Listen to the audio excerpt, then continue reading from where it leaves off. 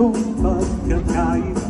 Sa tingin pa lang ay makikita na iba't ibang kagustuhan, ngunit isang patutunguhan.